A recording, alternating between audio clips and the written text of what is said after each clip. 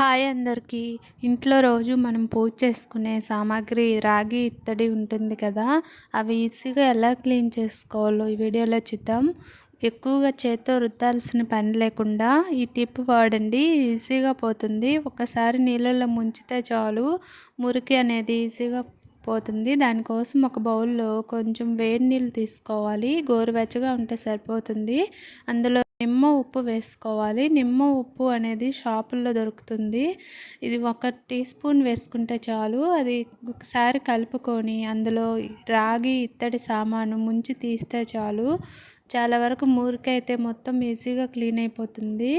దాని తర్వాత విమ్ లిక్విడ్తో కానీ సోప్తో కానీ క్లీన్ చేసుకొని తుడుచుకుంటే పూజా సామాగ్రి అనేటివి కొత్తగా కనిపిస్తాయి.